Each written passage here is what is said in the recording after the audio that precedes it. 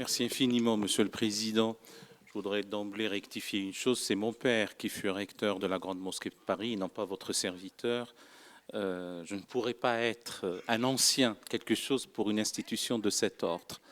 En revanche, je suis extrêmement heureux d'être là et je regrette infiniment d'avoir pas pu commencer à être présent dès le début de vos travaux. Je sais que j'aurai à apprendre assurément beaucoup de choses. Et quand je dis que je suis extrêmement heureux d'être là, ce n'est pas qu'un simple exercice de style que tout orateur se croit obligé de dire en début d'exposé pour être agréable à son auditoire. C'est un temps que nous voulons tous mettre à profit pour asseoir les fondations d'une société commune, au-delà du simple vivre ensemble, qui devient une expression un peu hochée, comme disent les linguistes. Les mots hochés, ce sont les mots qu'on met comme ça en avant, mais on ne sait pas qu'est-ce qu'il y a derrière. Sommes-nous ensemble dans la méfiance, dans la défiance, dans le repli, dans la crispation, dans le ressentiment, ou sommes-nous ensemble dans la synergie, dans l'osmose, dans la symbiose, dans une volonté commune de nous engager en commun pour une société solidaire, fraternelle et prospère pour tous. Voilà, j'ai pris quelques secondes ou quelques minutes pour vous dire ce préambule. Alors j'ai cru comprendre que nous devons parler d'une manière générale de la liberté d'expression, de la liberté de conscience, mais surtout dans cette table ronde, on va parler de religion et du sacré, comment promouvoir la diversité culturelle et en quelque sorte endiguer la déferlante de l'extrémisme et les confrontations radicales. Nous autres Français avons connu une annus horribilis et nous eussions voulu l'avoir effacée de nos mémoires, mais elle est là et on n'y peut rien. Et je ferai mienne cette sagesse de l'Ecclésiaste quand il disait « il y a un temps pour tout ».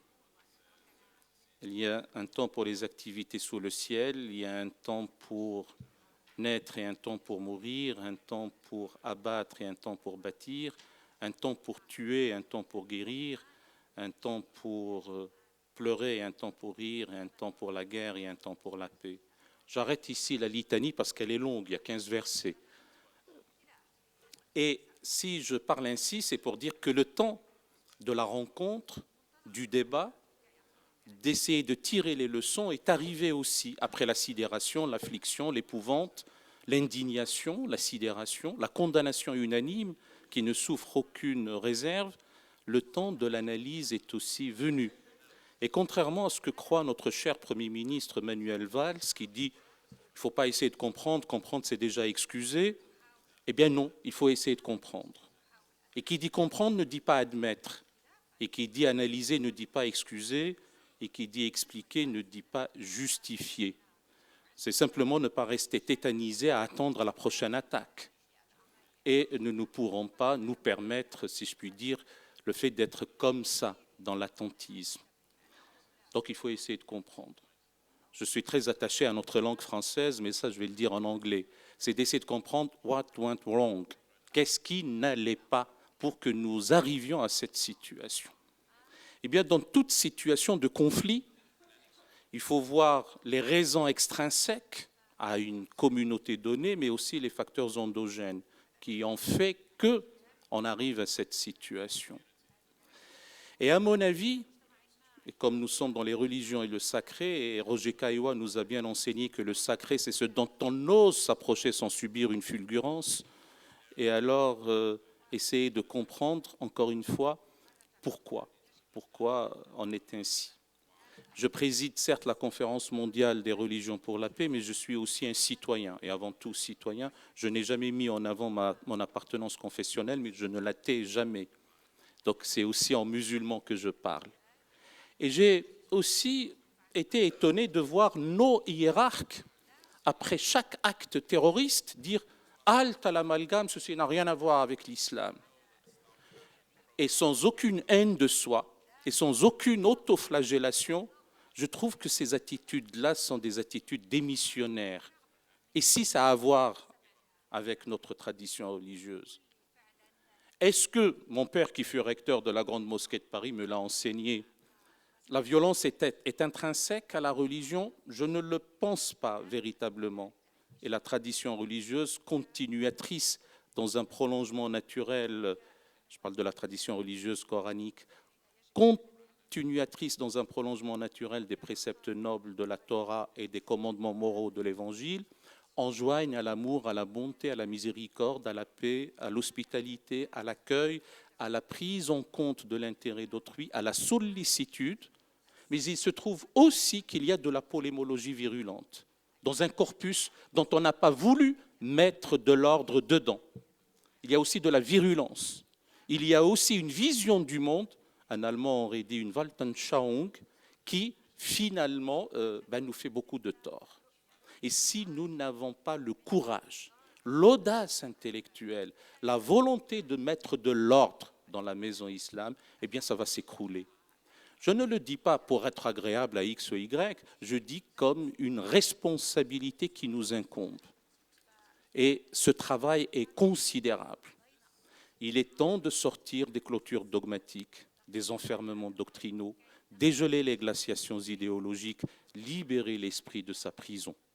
Il est temps aussi de sortir de la raison religieuse, se soustraire à l'argument d'autorité, en finir avec les représentations superstitieuses et en finir avec la pensée magique.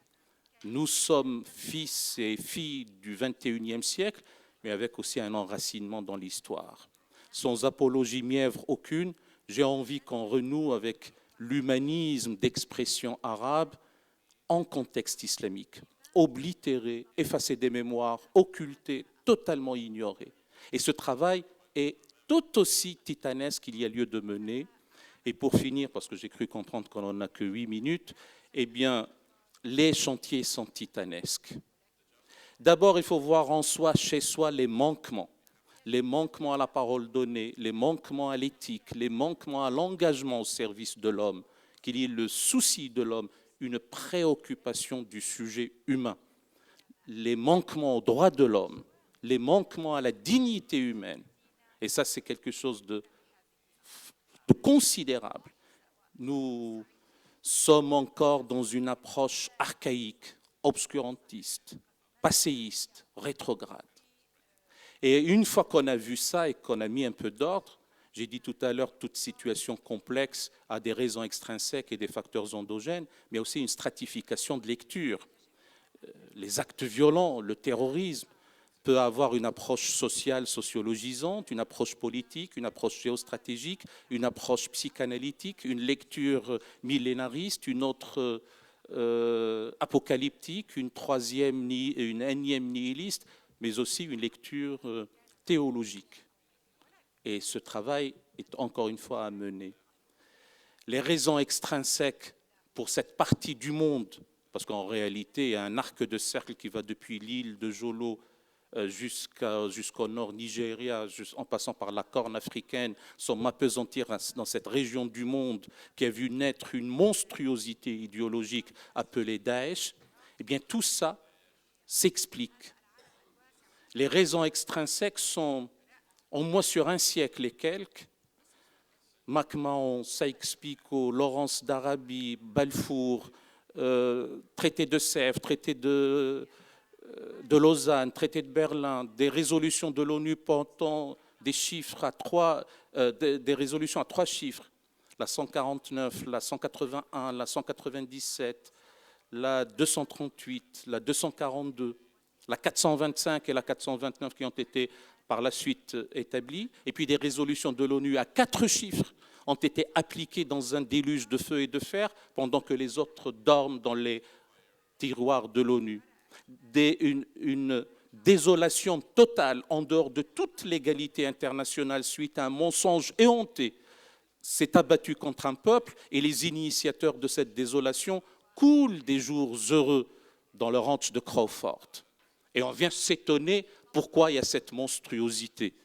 Et en même temps, de l'intérieur, il y a des manquements, et surtout à la liberté, et à la liberté de conscience. Et comment peut-on jauger le degré d'avancement d'une société éthique sans tenir compte des minorités en son sein, à supposer qu'on puisse encore parler de majorité, de minorité dans les sociétés qui se veulent démocratiques.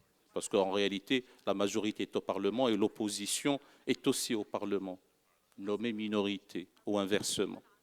Et donc le sort des chrétiens d'Orient est quelque chose qui est à considérer, est à prendre en considération.